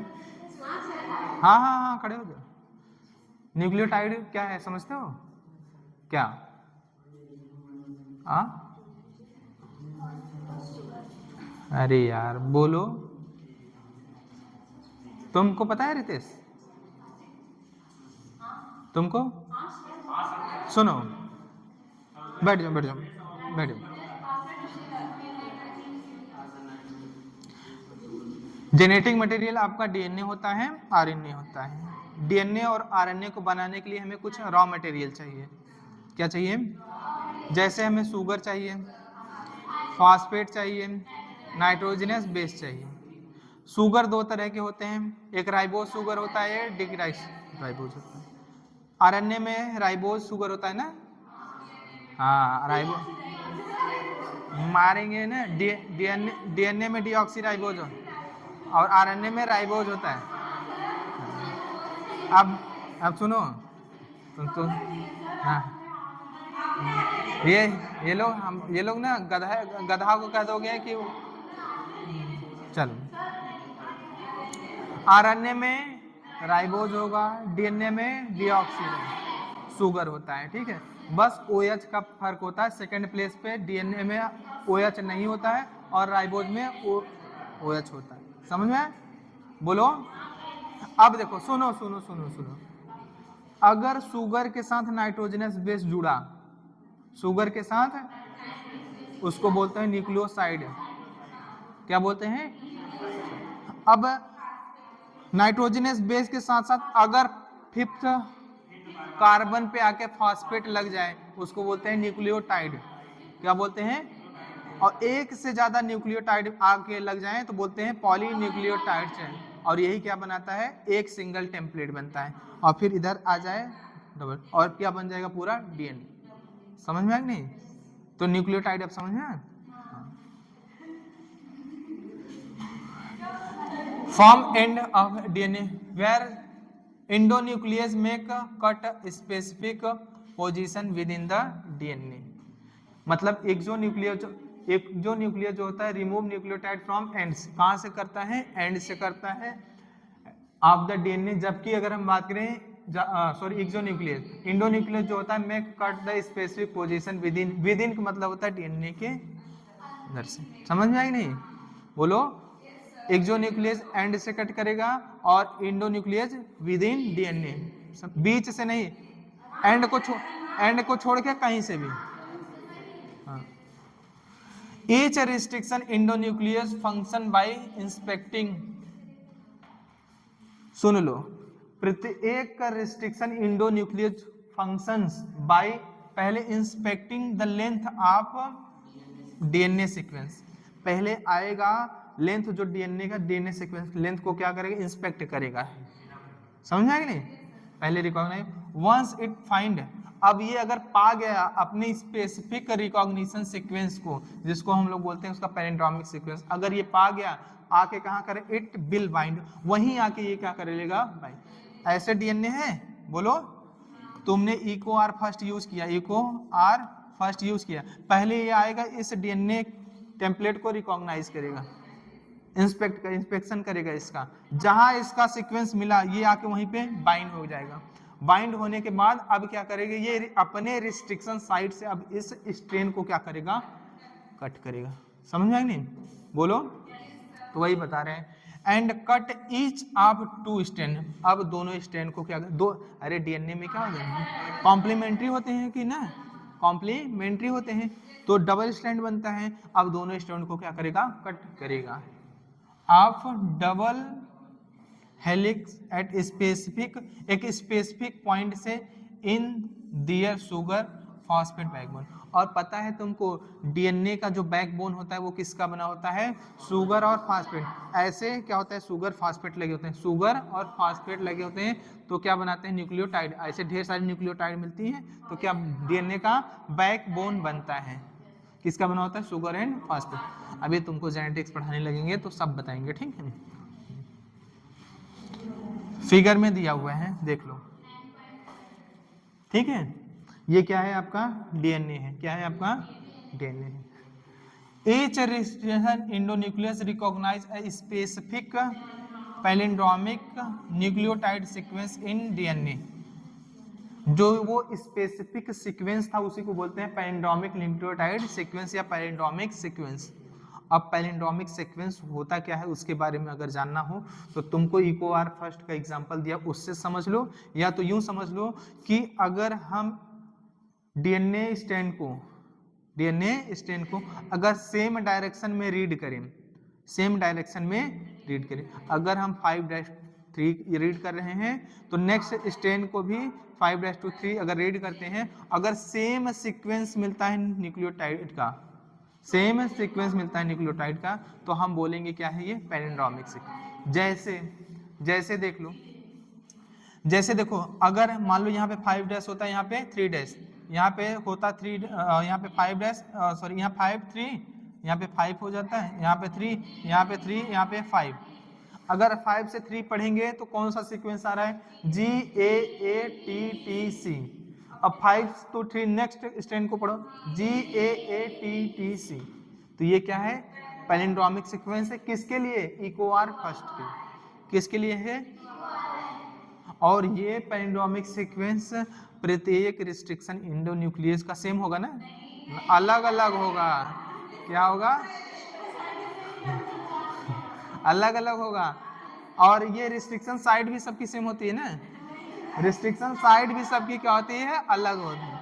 हाँ ठीक है। अब देखो कह रहा है एक्शन ऑफ रिस्ट्रिक्शन एंजाइम, किस तरह से काम करता है रिस्ट्रिक्शन एंजाइम उसके बारे में बताएं। देखो the enzyme cut both the DNA strand at a same side, एक ही साइड से कट कर गया, जी ए के बीच में कटा तो जी ए के बीच में यहाँ से भी कटा। बोलो इको और इको आर फर्स्ट जो है वो cut the DNA between ji and T, और इसी को बोलते हैं restriction site. GAT is represent in the DNA. और यहाँ पे देखो ये आए का बाइंड करेगा, इसको यहाँ से कट करेगा, इसको यहाँ से कट करेगा, इसको यहाँ से कट। ये देखो फॉरेन डीएनए है, ये क्या है? Foreign DNA. और ये आपका वेक्टर डीएनए है, क्या है? वेक्टर, जिसके साथ हम लाइगेट कराना चाहते हैं डिजायरेबल जीन को। समझ में? बोलो। तो सेम रिस्ट्रिक्शन एंजाइम हमने इसके लिए भी यूज किया, सेम रिस्ट्रिक्शन एंजाइम इसके लिए। तो सेम कटिंग साइट आपको मिलेंगी वेक्टर के लिए भी, सेम कटिंग साइट मिलेगी डिजायरेबल जीन के लिए भी। और देखो इको आर फर्स्ट यूज किए हो तो इको आर फर्स्ट रिकॉग्नाइज करेगा आपको ना पैलिंड्रोमिक सीक्वेंस GAATTC, जहां मिलेगा उसको पहले आके रिकॉग्नाइज करेगा, बाइंड करेगा। अब कट करेगा किसके बीच? G और A के बीच, और G और A के बीच जो कट किया उसी को बोलते हैं रिस्ट्रिक्शन साइट। और ये जो रिकॉग्नाइज किया सीक्वेंस को उसको बोलते हैं पैलिंड्रोमिक सीक्वेंस या रिकॉग्निशन सीक्वेंस। बोलो। अब इसको भी कट करेगा, इसको भी, तो दोनों को कट करेगा जी ए के बीच, इसको भी जी ए के बीच। तो देखो सेम रिस्ट्रिक्शन साइड मिली कि नहीं? एक जैसी रिस्ट्रिक्शन साइड मिली। बोलो। अब हम लोग स्टिकी एंड ये भी है और स्टिकी एंड ये भी है। क्यों? क्योंकि हमने एंजाइम यूज किया, क्या? Eco R first. और तुमको पता है कि इको आर फर्स्ट किसका एग्जांपल है? स्टिकी एंड का। तो कौन सा एंड मिलेगा? Sticky end. बोलो। तो स्टिकी एंड यहाँ पे भी मिला, स्टिकी एंड यहाँ पे। अब इनको क्या करेंगे? डीएनए फ्रेगमेंट को ज्वाइन करेंगे। ऐसे ज्वाइन करेंगे तो ये आपस में देखो सेम रिस्ट्रिक्शन साइड मिली तो आसानी से लाइगेट हो गया। बोलो। बोलो। तो लाइगेट हो गया। अब ये क्या बन गया तुम्हारा? आरडीएनए, रिकॉम्बिनेंट डीएनए बन गया, रिकॉम्बिनेंट डीएनए। अब क्या करेंगे? Do you know what palindromics are? Palindrome क्या होता है जानते हो? बता चुके हैं। हाँ क्या तो हम जानते हैं। These are group of letters, ये अक्षरों का एक क्या है? समूह होता है। लेटर्स मतलब होते हैं अक्षर, समूह होता है। That form the same word, same words आपको फॉर्म करता है। When read both forward and backward, अगर फॉरवर्ड साइड में और बैकवर्ड साइड में आपको पढ़ते हैं तो एक जैसा वर्ड आपको मिलेगा। जैसे एग्जांपल दिया है इसमें मलयालम, चाहे इधर से पूछो पढ़ो और चाहे इधर से पढ़ो। बोलो। जैसे जहाज, हाँ हाँ, जैसे चम्मच, हाँ समझ आए? तो हाँ हाँ हाँ समझ आए? तो Malayalam as against a word palindrome, सुन लो, as against a word palindromes where the same word is read in both direction. The palindromes in DNA sequence are base pair that read same on two strands where orientation of reading is kept the same.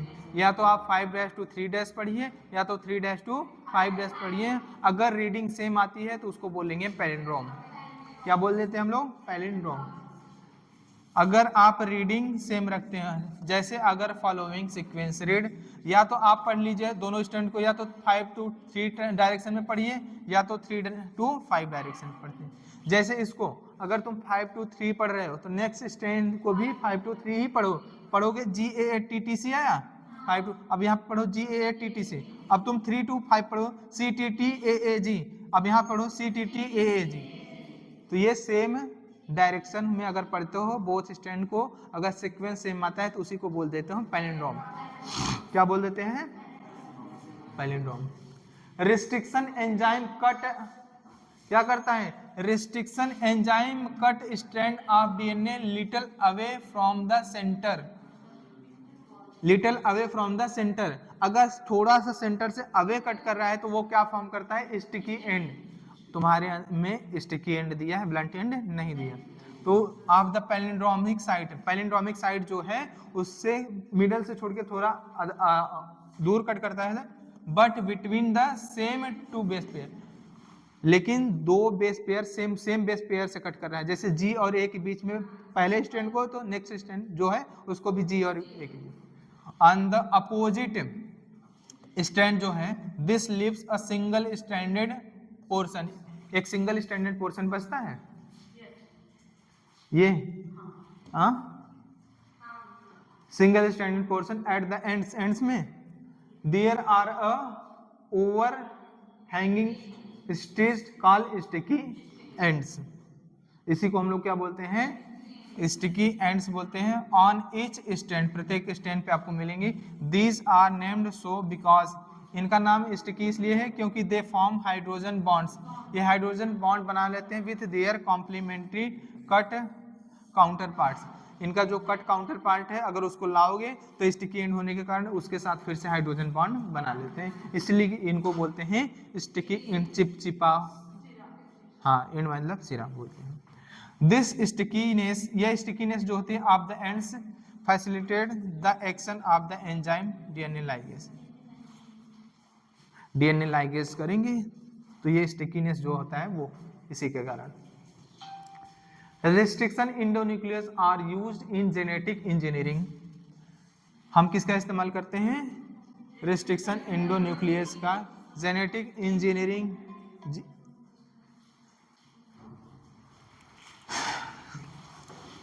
Hello, class में अभी phone कर रहे हैं।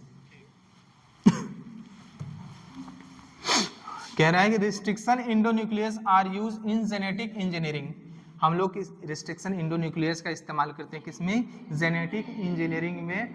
किसके लिए, recombinant molecules of DNA, rDNA बनाने के लिए। किसके लिए है, आरडीएनए। आरडीएनए देखे ना यहाँ पे जो बना, तो इंडोन्यूक्लियस का इस्तेमाल करते हैं। विच आर कंपोज्ड ऑफ, जो बना होता है किसका, डीएनए का, from different source of genome. Or, ये आपका आरडीएनए किसका बना होता है, composed of DNA from different source, or genome. समझ में आया कि नहीं, जो आरडीएनए होता है। अरे उसमें एक आपने फॉरेन डीएनए लाइगेट कराया, हाँ ठीक है। When cut by the same restriction enzyme, अगर हम सेम रिस्ट्रिक्शन एंजाइम से कट करते हैं,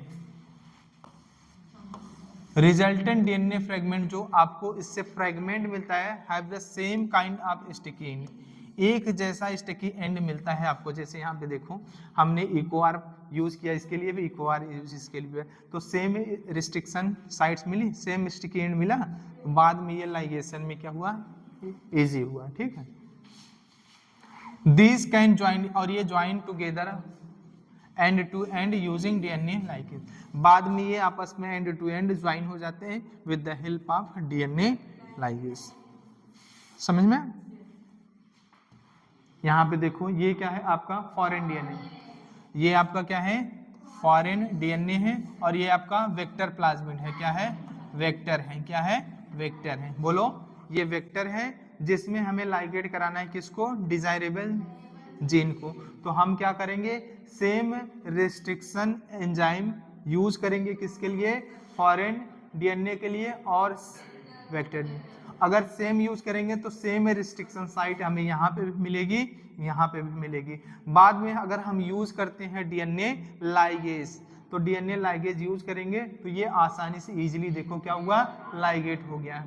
क्या हुआ, और ये जो बना, अब इसको हम लोग बोलते हैं रिकॉम्बिनेंट डीएनए मॉलिक्यूल, या रिकॉम्बिनेंट डीएनए, या आर प्लाज्मिड बोलते हैं। बोलो, अब इस आर प्लाज्मिड को या आर मॉलिक्यूल को, रिकॉम्बिनेंट मॉलिक्यूल को हम क्या करेंगे, ट्रांसफॉर्मेशन करते हैं। क्या करते हैं, ट्रांसफॉर्मेशन, और इसको किस में भेजते हैं, जो भी हमारा डिजायरेबल होस्ट होता है उसके। देखो ट्रांसफॉर्मेशन हुआ, इसको हमने भेजा डिजायरेबल होस्ट में, क्या होता है, सेल। अब जैसे ही सेल डिवाइड होगी, क्या होगी, सेल डिवाइड होगी, तो सेल के डिवीजन के साथ साथ आपका आर प्लाज्मिड भी उसकी बॉडी में क्या करता है, डिवाइड कर देगा, साथ ही साथ ये क्या होगा, प्रोजेनी के अंदर ट्रांसफर होगा। तो ये क्या होगा, ये उसकी प्रोजेनी है। तो उसमें क्या आया आपका, क्लोनिंग ऑफ होस्ट, बोलो ये आया, आर प्लाज्मिड आया, बोलो। तो इसकी ढेर सारी ऐसे हम लोग कॉपी तैयार कर सकते हैं, उसी को हम लोग बोल देते हैं क्लोनिंग।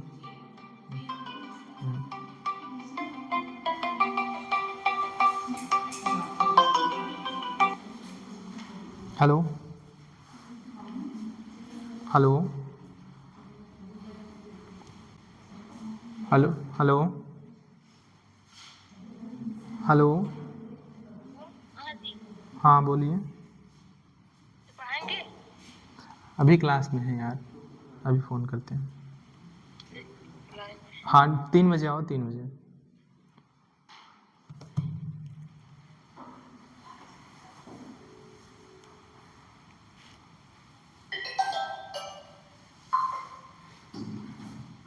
कहाँ फ़ोन कर रहे हो तुम लोग, इस पे?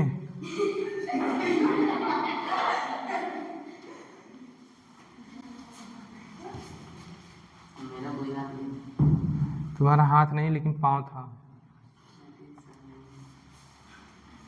ठीक है। इस तरह से आपको क्या मिल जाता है, क्लोन मिल जाता है, ढेर सारी कॉपीज मिल जाते हैं किसकी, आर डीएनए की, आर मॉलिक्यूल्स जो होता है, ठीक है, होस्ट बॉडी के अंदर।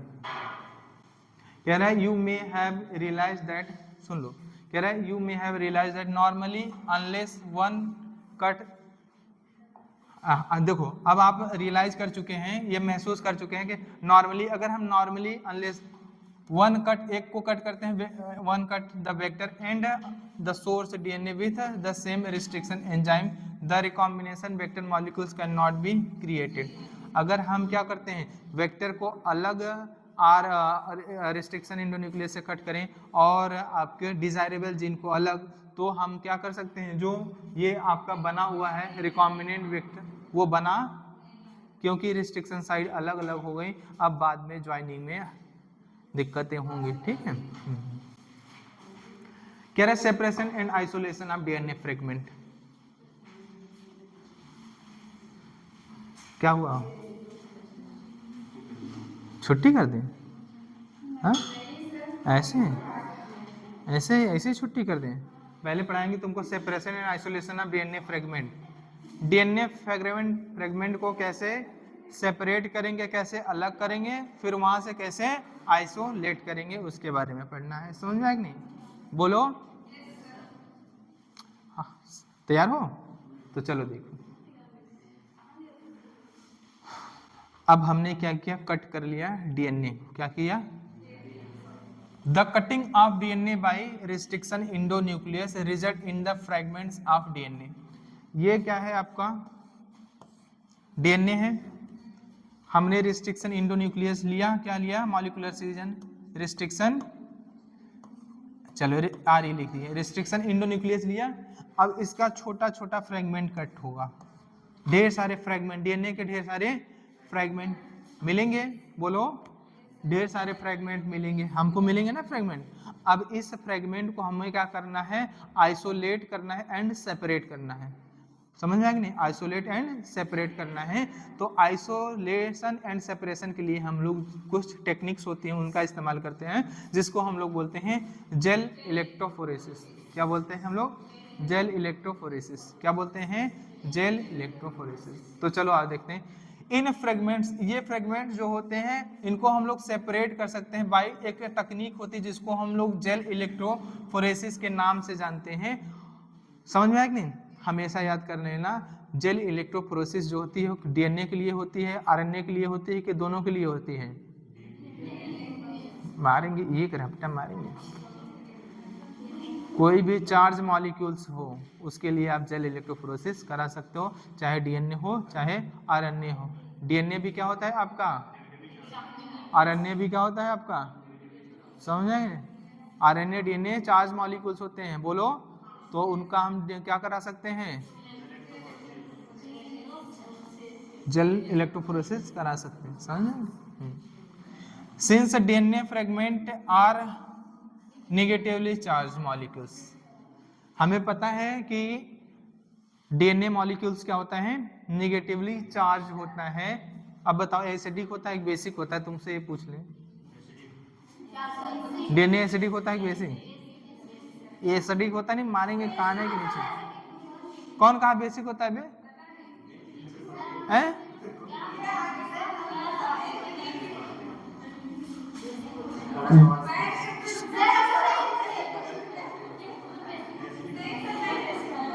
धोबी जैसे ना घाट पे कपड़ा पीटता है वैसे पीटेंगे टांग पकड़ के। दे कैन सेपरेट, इनको हम लोग सेपरेट करते हैं बाय फोर्सिंग देम, इनको मूव कराते हैं टुवर्ड्स एनोड। हमें पता है एनोड क्या होता है, पॉजिटिव होता है। क्या होता है? एनोड पॉजिटिव होता है। कैथोड क्या होता है? निगेटिव होता है। बेल जो बना होता है जहाँ पे हम लोग डीएनए फ्रेगमेंट को डालते हैं वो किसका होता है, किस तरफ बना होता है? कैथोड की तरफ। कहाँ पे बना होता है? कैथोड की तरफ। तो कैथोड भी निगेटिव, डीएनए भी निगेटिव, तो क्या करता है कैथोड? इसको रिपेल करता है, फोर्स करता है किसकी तरफ जाने के लिए? एनोड की तरफ। इस तरह से आपका डीएनए क्या होता है? सेपरेट होता है, एक साइज के अकॉर्डिंग क्या होता है? सेपरेट हो जाता है। समझ में आया कि नहीं? नहीं समझ आया? बता रहे हैं, अभी बता रहे हैं प्रभु, आपको बताते हैं। अभी ये फिगर है ना, हाँ अभी समझाएंगे। तुमको इतना पता है डीएनए क्या होता है? निगेटिव चीजें देखो। हाँ, जैसे एक लड़का है और एक लड़का बगल में है, उसमें उतना ज्यादा अट्रैक्शन नहीं। एक लड़की बैठ जाए और एक लड़का, उसमें अट्रैक्शन, स्ट्रॉन्ग अट्रैक्शन होगा ना? बोलो। हाँ, लड़का रिपेल करेंगे एक दूसरे को, धक्का मुक्की। समझ में आया कि नहीं? हाँ, तो सेम मान लो चार्ज है, एक जैसे चार्ज एक दूसरे को क्या करते हैं? धक्का देते हैं। समझ में आया कि नहीं? और अपोजिट चार्ज एक दूसरे को अट्रैक्ट करते हैं। डीएनए निगेटिव है, कैथोड भी क्या होता है? निगेटिव होता है। अगर निगेटिव की तरफ जाएगा तो उसको क्या करेगा? पुश करेगा अपने से दूर जाने के लिए। समझ में आया कि नहीं? धक्का देगा अपने से दूर जाओ, तो वो दूर जाएगा कहाँ बेचारा? जहां कोई उसका अपोजिट होगा, तो एनोड की तरफ भागेगा। एनोड क्या होता है? पॉजिटिव होता है, ये इसको अट्रैक्ट करेगा, कहेगा आओ तुमको भगा रहे हैं मेरे पास आओ। समझ आए नहीं? तो इस तरह से साइज में वो क्या होते हैं? अरेंज्ड हो जाते हैं।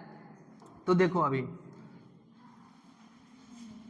कुछ देखो क्या करेगा? डीएनए फ्रेगमेंट और negatively charge molecules they can separated, उनको हम लोग सेपरेट करते हैं बाय फोर्सिंग देम, उनको हम लोग फोर्स करते हैं, मूव कराते हैं किधर? एनोड की तरफ, अंडर इलेक्ट्रिक फील्ड अप्लाई करते हैं। यहाँ पे इलेक्ट्रिक फील्ड अप्लाई करते हैं। यहाँ पे क्या होता है? निगेटिव पोटेंशियल, यहाँ पे क्या होता है? Positive potential. बोलो। अब यहाँ बेल बना होता है, ये बेल जो है इसको कैथोड बोल देते हैं। क्या होता है?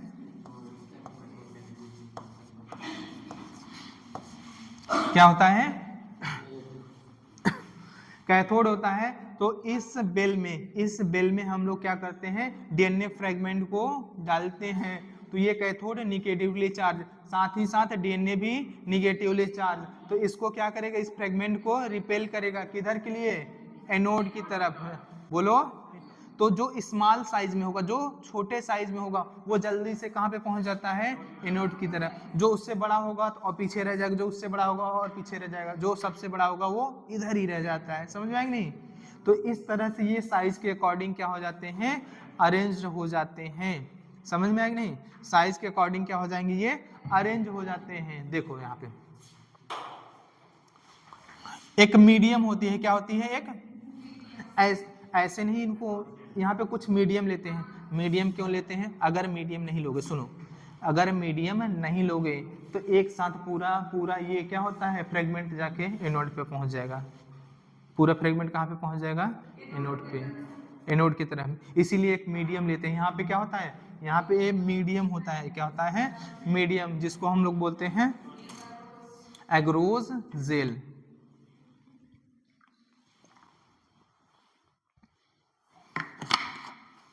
कितने दिन हो गए धुले हुए हैं? स्मेल कर रहा है, ठीक है। अगर हम बात करें now days the most commonly used matrix, जो सबसे ज्यादा यूज्ड मैट्रिक्स होती है उसको हम लोग बोलते हैं एगरोज जेल। क्या होती है? Agarose jail matrix. जो यहाँ पे जेल इलेक्ट्रोफोरेसिस में हम लोग जो मीडियम यूज करते हैं वो क्या होता है? Agarose jail. क्या होता है आपका? Agarose jail which is natural polymer. ये एक तरह का प्राकृतिक पॉलीमर होता है जिसको हम लोग एक्सट्रैक्ट करते हैं जो सी वीड्स होते हैं वहां से, ठीक है, वहां से इनको एक्सट्रैक्ट करते हैं। द डीएनए फ्रेगमेंट, अगर हम बात करें किसकी? डीएनए फ्रेगमेंट को सेपरेट मतलब resolve according to their size, अपने साइज के अनुसार क्या होता है? ये सेपरेट होने लगता है। सबसे स्मॉलर साइज एनोड की तरफ, उससे बड़ी साइज और इधर और इधर, और उससे बड़ी साइज और इधर, इससे और सबसे लार्जेस्ट साइज ये कहाँ पे रह जाती है? कैथोड के नियर ही रह जाती है। जो सबसे स्मॉलेस्ट साइज होगी वो किसके नियर होगी? एनोड के। जो सबसे लार्जेस्ट होगी वो कहाँ पे होगी? कैथोड की तरफ होगी। समझ में आया? थ्रू सीविंग, ये हमेशा याद रखना, सीविंग इफेक्ट। और ये सीविंग इफेक्ट कौन प्रोवाइड करता है? Agarose gel. अगर पूछे in gel electrophoresis which of the following provide sieving effect, तो कौन सा होगा आपका? Agarose gel. और अगर कहता है अगर आप मीडियम से एगरोज जेल को हटा लोगे तो क्या सीविंग इफेक्ट होगा? नहीं होगा। सीविंग इफेक्ट ही दे रहा था कौन? Agarose gel. और जब इसी को ही हटा लिए तो क्या आपको सीविंग इफेक्ट मिलेगा? बोलो, नहीं मिलेगा। और अगर पूछे अगर हम जेल इलेक्ट्रोफोरेसिस से एगरोज जेल को हटा लें तो क्या डीएनए फ्रेगमेंट आपका सेपरेट हो पाएगा? नहीं हो पाएगा। क्यों? क्योंकि सारा का सारा फ्रेगमेंट जाके अकुमुलेट हो जाएगा एनोड की तरफ।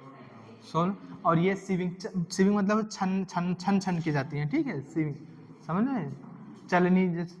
चलनी से जैसे आटा, हाँ उसी तरह, हाँ समझ में आएगा नहीं? उसे वैसे ही काम करता है ये, समझ में आएगा नहीं? बोलो, सेम वैसे ही काम करता है। और ये इस तरह से साइज के अकॉर्डिंग अपने अरेंज्ड हो जाती हैं एगरोज जेल, ठीक है पे। हैंस द स्मॉलर, इसलिए जो स्मॉलर फ्रेगमेंट होता है साइज में वो सबसे दूर होता है। फर्दर मतलब होता है सबसे दूर, इट मूव्स, ज्यादा दूर। ये देखो स्मॉलर साइज है तो सबसे दूर मूव किया है।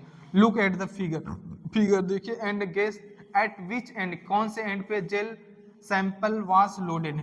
जेल सैंपल को किस पे लोड किया जाता है? यहाँ पे, समझ? द सेपरेटेड फ्रेगमेंट, अब ये क्या हो गई? सेपरेट हो गई। ये क्या है? फ्रेगमेंट सेपरेट हो चुकी है। ये फ्रेगमेंट क्या हो चुकी हैं? जो सेपरेटेड फ्रेगमेंट है इनको विजुअलाइज ओनली स्टेनिंग। देखो डीएनए को ऐसे तुम देख नहीं पाओगे, डीएनए को ऐसे देख नहीं पाओगे, तो इनकी स्टेनिंग कराते हैं हम लोग। क्या कराते हैं? स्टेनिंग। बोलो, स्टेनिंग करेंगे इनको। The DNA with a compound, एक कंपाउंड होता है जिसका नाम होता है इथिडियम ब्रोमाइड। इथिडियम, जब हम इथिडियम ब्रोमाइड से क्या करते हैं? स्टेनिंग करा देते हैं। उसके बाद हम विजुलाइज करते हैं इसको अंडर विजुअल लाइट ना, हाँ अल्ट्रावायलेट रेज होता है। क्या होता है? अल्ट्रावायलेट रेडिएशन, यूवी रेज में क्या होता है? UV rays. अब इसके ऊपर हम लोग क्या डालेंगे? इस फ्रेगमेंट के ऊपर अब हम लोग क्या डालेंगे? अब हमने क्या किया? पहले स्टेनिंग करेंगे। क्या करेंगे? स्टेनिंग। स्टेनिंग के लिए किसका इस्तेमाल करेंगे? Ethidium bromide. स्टेनिंग इसलिए करते हैं क्योंकि अगर आपने स्टेनिंग नहीं की, अल्ट्रावायलेट लाइट डाली, तब भी आपको डीएनए फ्रेगमेंट दिखाई नहीं देगा। बोलो, और आपने स्टेनिंग की और अल्ट्रावायलेट लाइट नहीं डाली तब भी आपको दिखाई नहीं देगा। सोचो, इसको हम लोग विजुअल मतलब नॉर्मल जो लाइट होती है उससे देख लें तो नहीं दिखा। जब आपको स्टेनिंग करने के बाद कौन सी लाइट डालनी पड़ेगी? अल्ट्रावायलेट। अल्ट्रावायलेट लाइट डालोगे तब आपको दिखाई देगा। या तो अगर आप अल्ट्रावायलेट लाइट डाल रहे हैं और स्टेनिंग नहीं कर रहे हैं तब भी आपको फ्रेगमेंट दिखाई नहीं देंगे। फ्रेगमेंट आपको दिखाई नहीं। तो फ्रेगमेंट देखने के लिए दो चीजें आवश्यक हैं, एक तो स्टेनिंग, और स्टेनिंग किससे की जाती है? Ethidium bromide. क्या होता है आपका, एथिडियम ब्रोमाइड से स्टेनिंग होती है, और इसको हम लोग किस रेज के अंडर में देख पाते हैं, अल्ट्रा वायलेट रेज। कौन सी होती है, यूवी रेज, यूवी रेडिएशन होते हैं। You can not see pure DNA, आप प्योर डीएनए को नहीं, फ्रेगमेंट को नहीं देख सकते in visible light. Visible light में आप इसको समझ में आएगा नहीं। अगर आप डीएनए फ्रेगमेंट को देखना चाहते हैं विजिबल लाइट डाल के तो आपको दिखाई नहीं देगी, और विदाउट स्टेनिंग भी देखेंगे अल्ट्रावायलेट लाइट डालें तब भी आपको दिखाई, तो स्टेनिंग आपको करनी पड़ेगी, और साथ ही साथ विजुअल लाइट नहीं, कौन सी लाइट चाहिए, अल्ट्रावायलेट। समझ में आएगा नहीं। और विदाउट स्टेनिंग भी आपको दिखाई, visual light and without staining आपको डीएनए फ्रेगमेंट दिखाई नहीं देगा। आपको डीएनए फ्रेगमेंट देखना है, इस पे कुछ जोर दे रहे हैं तो इसका मतलब कुछ है, समझ में आएगा नहीं। हाँ, ऐसा नहीं कि तुम लोग मूर्ख रहो, सिर्फ अल्ट्रावायलेट, हाँ अल्ट्रावायलेट कह दिया कि विदाउट स्टेनिंग क्या आपको डीएनए फ्रेगमेंट दिखाई देगा, कहते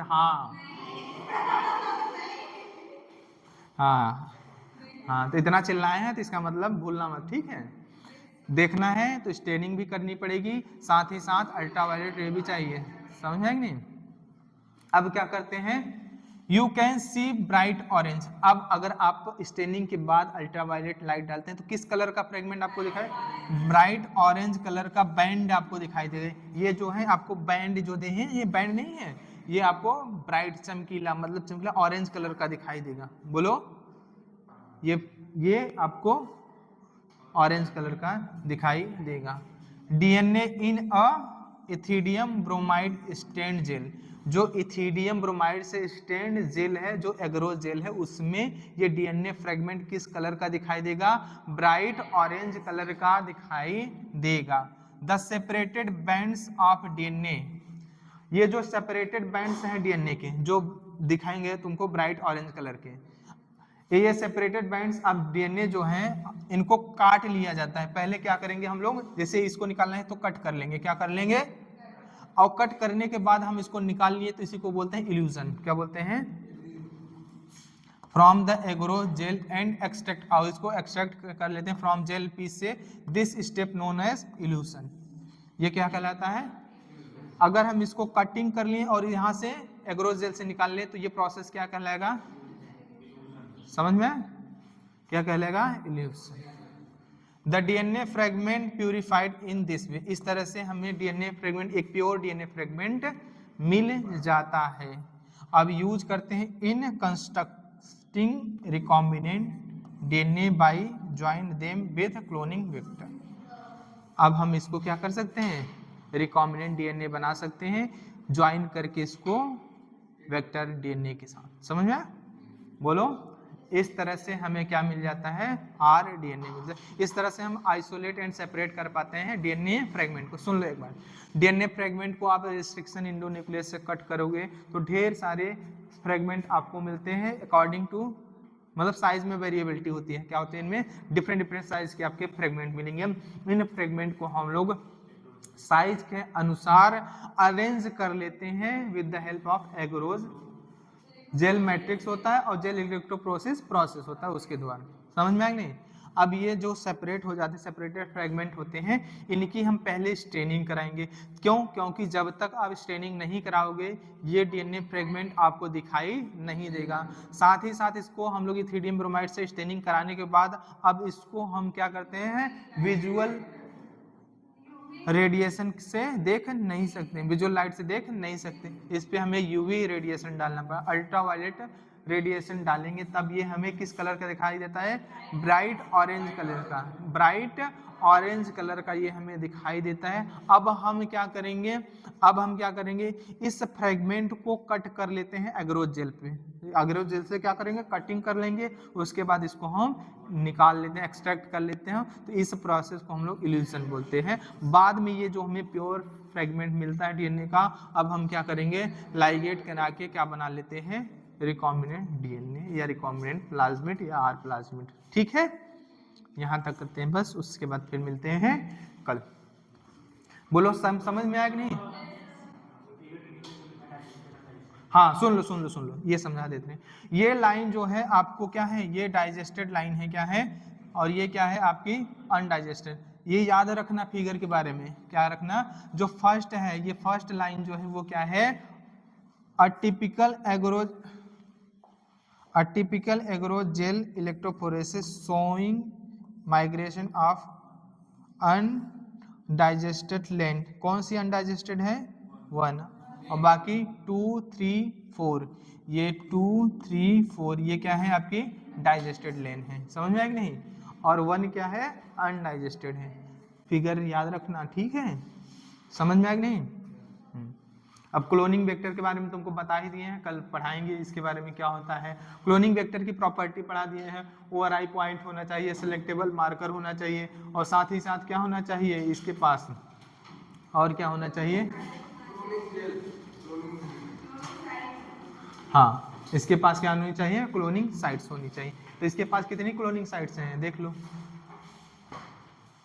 इसमें दिया है ना कितनी क्लोनिंग साइट्स हैं। E coli cloning vector PBr3 showing restriction sites हैं, कितनी रिस्ट्रिक्शन साइट हैं, उतनी ही क्लोनिंग साइट्स की वजह, ठीक है।